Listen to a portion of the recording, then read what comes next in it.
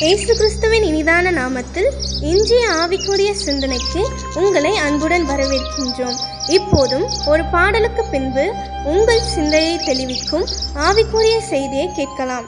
இயேசுவை பின்பற்றும் மனிதர்கள் யார் இந்த பூவுலகில்? எந்தன் இயேசுவை பின்பற்றும் மனிதர்கள் யார் இந்த பூவுலகில்? சுயவெறுப்பின் கொட்டிக்கு வா, நீ வா, நயமாக அழைக்கிறார், வா, நீ வா. உலக மாமிச ஆசை வீணென தள்ளிவிட்டு வா, வா, நீ வா, இயேசுவை பின்பற்றவா. எந்தன் இயேசுவை பின்பற்றும் மனிதர்கள் யார் இந்த பூவுலகில்? எந்தன் இயேசுவை பின்பற்றும் மனிதர்கள் யார் இந்த பூவுலகில்? ஆண்டவர் இரட்சகருமாக இயேசுவின் இனிதான நாமத்தினால் உங்களை மீண்டுமாய் வாழ்த்துகிறேன். இந்த நாள் நம்முடைய ஆவிக்குரிய சிந்தனைக்காக கலாத்தியர் நிருபம் 6ஆம் அதிகாரம் 14ஆம் வசனத்தை நான் வாசிக்கிறேன். நானோ நம்முடைய கர்த்தராகிய இயேசு கிறிஸ்துவின் சிலுவை குறித்து அல்லாமல் வேறொன்றை குறித்து மேன்மை பாராட்டாதிருப்பேனாக.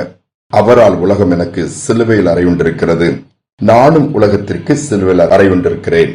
பவுல் கலாத்திற்கு எழுதும் பொழுது அழகாக சொல்கிறார், எனக்கு மேன்மை பாராட்டுவதற்கு ஒன்றுமே இல்லை, மேன்மை பாராட்டக்கூடிய ஒன்று என் இயேசுவின் சிலுவை குறித்து தான் நான் மேன்மை பாராட்டுவேன்.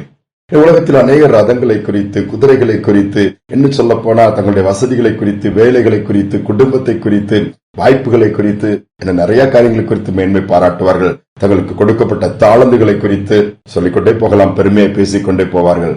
ஆனால் பவுல் சொல்லுகிறான், எனக்கு மேன்மை பாராட்டுவதற்கு ஒண்ணுமே இல்லை. ஒரு கமாலியல் என்கிற பெரிய ஞானியின் பாதத்திலே உட்கார்ந்து கற்றுக்கொண்ட அந்த பவுல், எல்லாம் எனக்கு அது குப்பை, அவைகள் எல்லாம் உலகத்தின் காரியங்கள் ஒன்றுமே இல்லை, என் ஆண்டவருடைய சிலுவை குறித்து நான் மேன்மை பாராட்டுவேன். ஏனென்று சொன்னால் அவர் சிலுவையின் மேன்மையை அறிந்திருக்கிறார். சிலுவையிலே இயேசு சிந்தின ரத்தத்தின் மூலமாக ஏற்பட்ட மீட்பை அறிந்திருக்கிறார். எல்லாவற்றையும் தாண்டி சிலுவையில் தான் இயேசு வெற்றி சிறந்தார் என்பதே அதே பரிசுத்த பவுல் கொலோசியருக்கு எழுதும் போது 2ஆம் அதிகாரத்திலே துரைத்தனங்கள், அதிகாரங்கள், விரோதமாய் எழுதப்பட்ட எழுத்துக்கள் எல்லாவற்றையும் அது ஒன்றுமில்லாமல் மாற்றி எல்லாம் சிலுவையில ஆணி அடித்து ஜெயம் கொண்டாருன்னு சொல்லப்பட்டிருக்கு, வெற்றி சிறந்திருக்கிறார் சொல்லப்பட்டிருக்கு. இன்னைக்கு அநேகர் இயேசுவை பார்க்கும்போது பரிதாபமா சிலுவையில் அவர் மரித்தார், அவரால் ஜெயிக்க முடியவில்லை, அவர் தோற்று போனார் என்றெல்லாம் சொல்லலாம். நோ, அவர் இயேசு அங்கு தோற்று போகவில்லை. பிசாசு தான் அங்கு தோற்கடிக்கப்படுகிறார். பிசாசின் கிரியைகளுக்கு தான் அங்கு முடிவு கட்டுகிறார். எல்லா திட்டங்களையும் உடைத்தருகிறார். மரணத்தை அங்கு ஜெயிக்கிறார், பாதாளத்தை அங்கு ஜெயிக்கிறார், பரலோக வாழ்க்கைக்கான வாசலை திறக்கிறார். இதுதான் மேன்மை. இதை குறித்து தான் நான் மேன்மை பாராட்டுவேன். அது எப்படி அந்த சிலுவையை மறக்க முடியும்? சிலுவையில தொங்கின இயேசுவை எப்படி நான் மறுக்க முடியும்? அவர்தான் எனக்கு எல்லாம் என்று சொல்லுகிறார். நாம் எதை குறித்து மேன்மை பாராட்டுகிறோம்? நமக்காக அடிக்கப்பட்ட கல்வாரி சிலுவையில தொங்கப்பட்ட இயேசுவை நோக்கி பார்ப்போம். எவ்வளவு பெரிய பாக்கியம், எவ்வளவு பெரிய மேன்மை. நீங்க மேன்மை பாராட்ட ஒன்றுமே இல்லை சொல்லி புலம்ப வேண்டாம். எங்க குடும்பம் அப்படி இருக்குது, நாங்களா சாதாரணமான ஆட்கள் என்று புலம்பிட்டு இருக்கிறீங்களா? பலவீனமா இருக்கிறீங்க புலம்புறீங்களா? சிலுவை குறித்து தியானிங்க, சிலுவை குறித்து மேன்மை பாராட்டி பாருங்க. புது பலன் உங்களுக்குள் இறங்கி வருவது நீங்க பாப்பீங்க, மாற்றங்களை பாப்பீங்க. இறுதிய நன்றியினால் நிரம்பும். எனக்காக சடிக்கப்பட்டாரே, எனக்காக ரத்தத்தை சிந்தினாரே, எனக்காக ஜீவனை கொடுத்தாரே, அந்த அன்பினால இன்னும் நிரம்பி ஆண்டவருக்காய் பெரிய காரியங்களை செய்கிறவராய் மாறிவிடுவோம். ஒரு குறிப்பிட்ட தேசத்துல ஒரு வாலிபன் ஒரு கொலை குற்றத்தை பண்ணிவிட்டான். தற்போதற்கு வழி இல்லாமல் குற்றம் நிரூபிக்கப்பட்டது, மரண தண்டனை விதிக்கப்பட்டு விட்டது. ஆனால் இவன் இளம் வாலிபனா இருக்கிறான். இவனுக்கு எதிர்காலம் எல்லாம் மண்ணாக போய்விட்டது, எல்லா வாழ்க்கை நாசமாக போய்விட்டது. வாழ வேண்டிய வயதிலே கொடூரமாய் கொல்லப்பட போகிறான் என்று சொல்லி எல்லாருக்குமே இருந்தாலும் ஒன்றும் காப்பாற்ற முடியவில்லை. கடைசியில் ஒரு பெரியவர் முன்பாக வருகிறார். அவனுக்கான தண்டனை நான் ஏற்றுக்கொள்கிறேன், என்னவென்றால் கொன்று விடுங்கள் சொல்லும் பொழுது அந்த பெரியவர் கொல்லப்படுகிறார். அந்த வாலிபன் அவர் நிமித்தமாய் விடுவிக்கப்படுகிறான். உடனே வாலிபன் என்ன செய்தான் தெரியுமா?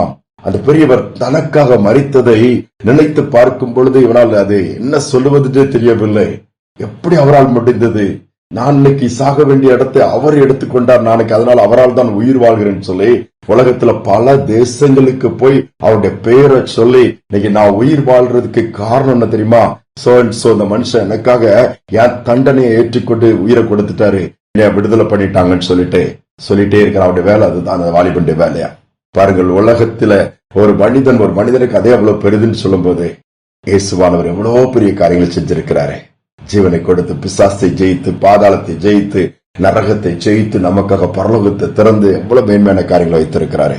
நாம் அதை சொல்றோமா? எனக்காக இயேசு மரித்திருக்கிறார், எனக்காக ரத்தத்தை சிந்திருக்கிறார், எனக்காக உயிரோடு எழுந்திருக்கிறார், எனக்காக மீண்டு வரப்போகிறார். சொல்லி பாருங்களா, வாழ்க்கையின் எல்லா காரியங்களிலும் வித்தியாசத்தை பார்ப்பீங்க. எல்லா காரியங்களிலும் ஒரு புது பலனை அனுபவிப்பீங்க. தைரியமாகவே இருப்பீங்க, பயப்பட மாட்டீங்க சூழ்நிலை பார்த்து. அதுதான் ஆண்டவர் எதிர்பார்க்கிறாரு. அதனால தாழ்த்தி ஒப்பு கொடுப்போம்.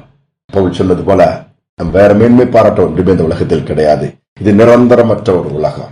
என்ன வேணாலும் எப்ப வேண்டுமானாலும் நடக்கலாம். நித்தியமான ஒரு வாழ்வு வச்சிருக்கிறாரே, சிலுவையின் மூலமா நமக்கு ஏற்படுத்தி கொடுத்திருக்கிறாரே, அதை இழந்துவிடக் கூடாது. கண்களை முடி ஜெபிப்போம். மங்கள் அன்பின் தகப்பனே, இந்த புதிய நாளின் காலை நேரத்தில் நம்முடைய சமூகத்தில் வந்திருக்கிறோம்ப்பா. சிலுவை குறித்த உபதேசம் ஒருவரை கெட்டு போகிறவர்களுக்கு அது பைத்தியமா இருக்கும். அதுதான் எங்களுக்கு பலனா இருக்கிறது. அதோடு மட்டுமல்ல, சிலுவை குறித்தே மேன்மை பாராட்டுவேன், வேற ஒன்றுமில்லை மேன்மை பாராட்டு எனக்கு சொல்லி வார்த்தை சொல்லுகிறது போல நாங்களும் சிலுவையை நீர் எங்களுக்காக வெற்றி சிறந்தது நினைவு கூறுகிறோம். எங்களுக்காக அங்கே சத்துருவின் கிரியைகளை வல்லமைகளை உரிந்தது ஒன்றுமில்லாமல் போட்டதை நாங்கள் நினைவு கூறுகிறோம். அப்பா, அந்த தியாகத்திற்காக நீர் எங்களுக்காக செய்த அந்த கொடுத்த அந்த பெரிய விலைக்கிரயத்திற்காக இந்த நேரத்தில் நம்மை நோக்கி பார்த்து, அப்பா, அதற்கு பாத்திரவான்களாய் நாங்கள் தொடர்ந்து இருக்க எங்களுக்கு கிருபை கொடுக்கும்படியா ஜெபிக்கிறோம். வழி நடத்தும். பாடுகளை பார்த்து பின்வாங்காதபடி, சிலுவை பாதை வேண்டாம், கல்வாரி பாதை வேண்டாம், உலக பாதை தான் சொல்லி அப்படி ஓடாதபடிக்கு சிலுவை பாதை தான் எங்களுடைய பாதையாக மாறணும். அதுதான் இயேசு சென்ற பாதை. அதில் நாங்களும் சென்று வெற்றி சிறந்து ராஜ்யத்திற்குள்ள சுதந்திரிக்க உதவிச்சு துதிக நம்மை ஏற்றுக்கொள்ளும் இயேசு நாமத்தில் பிதாவே, ஆமேன், ஆமேன். இயேசு சென்ற பாதை தான் நம்முடைய பாதை. ஒருவன் என்னை பின்பற்ற விரும்பினால் தன்னைத்தான் வெறுத்து தன் சிலுவை எடுத்துக்கொண்டு அனுதினம் என்னை பின்பற்ற கடவன் சொன்ன வார்த்தையின்படி இயேசுவை பின்பற்றுவோம். அந்த கல்வாரி பாதையிலே சென்று கடைசியில நாமும் ஜெயம் கொள்ளுகிறவர்களாய் மாறுவோம். அந்த கிருபையை ஒவ்வொருவருக்கு கர்த்தர் கொடுப்பாராக. இந்த சிந்தனையோடு நாளை தொடர்வோம். மீண்டுமாய் நாளை தினம் சந்திப்போம். சிலுவை அல்லாத மீட்பு இல்லை, சிலுவையே